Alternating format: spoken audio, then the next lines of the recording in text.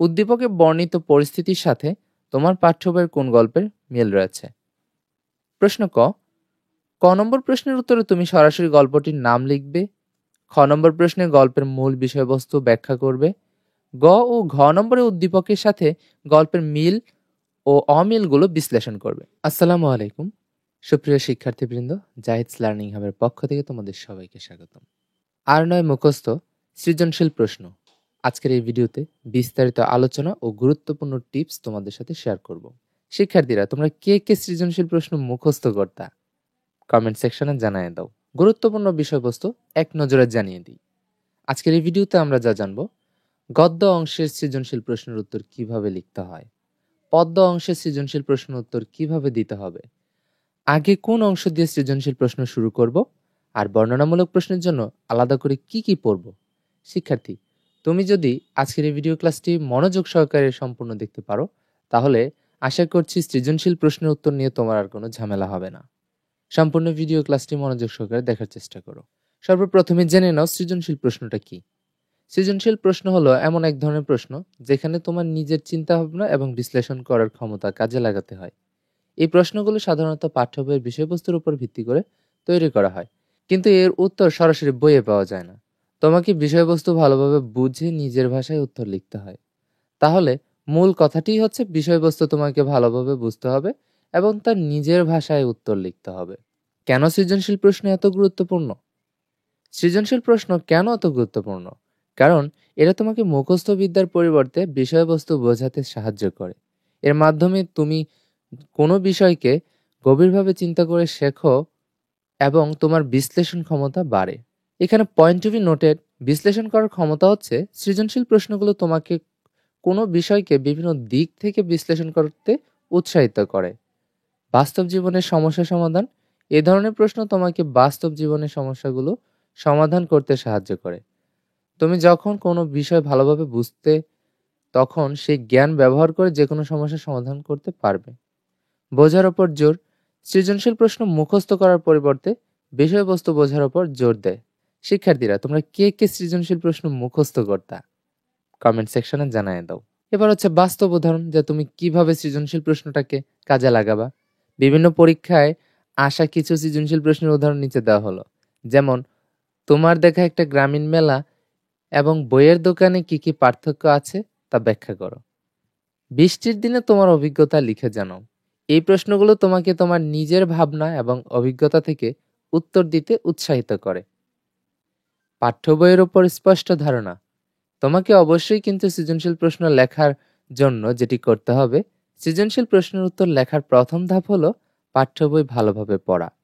গল্প, কবিতা বা প্রবন্ধ যাই হোক না কেন, এর মূল বিষয়বস্তু তোমাকে ভালোভাবে বুঝতে হবে। শিক্ষার্থীরা, তোমরা কে কে তোমাদের বইয়ের মূল যেই গল্প, কবিতা ইত্যাদি আছে ভালোভাবে পড়েছ কমেন্ট সেকশনে জানিয়ে দাও। গল্প বা প্রবন্ধের মূল বিষয়বস্তু, প্রথমে গল্প বা প্রবন্ধের মূল বিষয়বস্তু বোঝার চেষ্টা করতে হবে বা করো। লেখক কি বলতে চেয়েছেন তা ভালোভাবে বোঝার চেষ্টা করো। খুঁটিয়ে পড়া, পাঠ্য বইয়ের প্রতিটি লাইন খুঁটিয়ে পড়ো, কোনো অংশ বাদ যেন না যায়।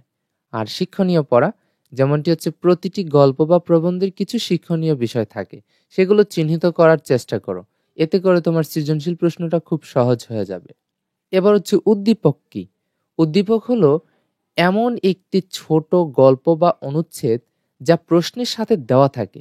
এই উদ্দীপকটি পাঠ্য বইয়ের কোনো বিষয়ের সাথে সম্পর্কিত হতে পারে। উদ্দীপক কি যদি প্রশ্ন করি, তাহলে উত্তর হবে উদ্দীপক তোমাকে একটি নতুন পরিস্থিতি বা ধারণা দেয় যা প্রশ্নের উত্তর দেওয়ার জন্য তোমাকে ব্যবহার করতে হবে। আর উদ্দীপকের মূল ভাব কি? উদ্দীপকের মূল ভাব বোঝার চেষ্টা করো, এর মূল বার্তা কি তা জানার চেষ্টা করো। সাদৃশ্য ও বৈসাদৃশ্য, উদ্দীপকের সাথে পাঠ্য বইয়ের কোথায় মিল আছে এবং কোথায় অমিল আছে তা খুঁজে বের করার চেষ্টা করো। শিক্ষার্থীরা, তোমরা কি জানতে উদ্দীপক কি? তাহলে কমেন্ট সেকশনে জানিয়ে ফেলো। এ পর্যায়ে আমরা সৃজনশীল প্রশ্ন কিভাবে লিখব, কিভাবে উত্তর করব এটি জেনে নিচ্ছি। সৃজনশীল প্রশ্নের উত্তর লেখার জন্য নির্দিষ্ট কিছু নিয়ম আছে। এই নিয়মগুলো অনুসরণ করলে তুমি সহজেই ভালো নম্বর পেতে পারো। ক নম্বর প্রশ্নের জন্য যেভাবে লিখবে। ক নম্বর প্রশ্নটি সাধারণত জ্ঞানমূলক হয়ে থাকে। এর উত্তর সরাসরি পাঠ্য বই থেকে আসে। সংক্ষিপ্ত প্রশ্ন উত্তর ক নম্বর প্রশ্নের উত্তর সবসময় সংক্ষিপ্ত এবং সরাসরি হওয়া উচিত। আর এই প্রশ্নের উত্তর সরাসরি দিতে হবে, কোনো ভূমিকা লেখার দরকার নেই। গুরুত্বপূর্ণ বিষয় হচ্ছে উত্তর লেখার সময় গুরুত্বপূর্ণ বিষয়গুলো মনে রাখার চেষ্টা করো, অর্থাৎ ক নম্বরের জন্য খুব বেশি বড় করা যাবে না। খ নম্বর প্রশ্নের উত্তর তুমি যেভাবে লিখবে, খ নম্বর প্রশ্নের উত্তরটি অনুধাবনমূলক হয়ে থাকে। এখানে তোমাকে কোনো বিষয় ব্যাখ্যা করতে বলা হয়। প্রথম প্যারা, উত্তরের প্রথম প্যারায় মূল বিষয়টি লিখতে হবে, অর্থাৎ তুমি যে প্রশ্নটি পড়েছ সেই প্রশ্নের উত্তরটি এক লাইনে লিখতে হবে। দ্বিতীয় প্যারায় বিষয়টিকে নিজের ভাষায় ব্যাখ্যা করতে হবে। আর উদাহরণস্বরূপে প্রয়োজন হলে উদাহরণ দিয়ে তোমার উত্তরটিকে আরো স্পষ্ট করো।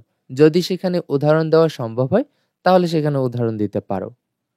গ এবং ঘ নম্বর প্রশ্ন উত্তরটি কিভাবে লিখবা? গ এবং ঘ নম্বর প্রশ্নগুলো প্রয়োগ ও উচ্চতর দক্ষতামূলক হয়ে থাকে। এখানে তোমাকে উদ্দীপকের সাথে মিলিয়ে উত্তর লিখতে হয়। এবার তুমি উদ্দীপকের সাথে কিভাবে মিলাবা? উদ্দীপকের সাথে পাঠ্য বইয়ের কোথাও মিল বা অমিল আছে তা খুঁজে বের করতে হবে। প্রাসঙ্গিক জ্ঞান, উত্তরের শুরুতে প্রাসঙ্গিক জ্ঞান এবং অনুধাবন অংশ লেখো, যেটি আমরা খ নম্বরে অনুধাবন অংশে লিখতাম সেভাবে লিখতে বলেছে। আর নিজের ভাষা ব্যবহার করে উত্তরগুলো লেখার চেষ্টা করতে হবে। তাহলে একটা উদাহরণ দিয়ে আজকের এই সৃজনশীল টপিকটি শেষ করছি। একটি উদাহরণ হচ্ছে, বিষয়টি বুঝিয়ে বলা যাক। ধরো প্রশ্নটি হলো, উদ্দীপকে বর্ণিত পরিস্থিতির সাথে তোমার পাঠ্য বইয়ের কোন গল্পের মিল রয়েছে? প্রশ্ন ক, ক নম্বর প্রশ্নের উত্তরে তুমি সরাসরি গল্পটির নাম লিখবে। খ নম্বর প্রশ্নে গল্পের মূল বিষয়বস্তু ব্যাখ্যা করবে। গ ও ঘ নম্বরে উদ্দীপকের সাথে গল্পের মিল ও অমিলগুলো বিশ্লেষণ করবে। শিক্ষার্থীরা সাধারণত এই প্রশ্নগুলোর উত্তর লেখার সময় ভুল করে। তারা উদ্দীপক না বুঝেই উত্তর লিখতে শুরু করে, তাই প্রশ্ন ভালোভাবে পড়ে উত্তর লেখা উচিত। এই যে তোমরা আজকের এই ভিডিও ক্লাসটি এই পর্যন্ত ধৈর্য সহকারে মনোযোগ দিয়ে দেখলা, আমি আশা করছি তোমাদের সৃজনশীল প্রশ্ন উত্তর লেখায় আর কোনো বিড়ম্বনা থাকবে না। ভিডিও ক্লাসটি ভালো লাগলে ভিডিওটিতে একটি লাইক এবং কমেন্ট করতে ভুলবা না। পরবর্তী ক্লাসে দেখা হচ্ছে। আল্লাহ হাফেজ।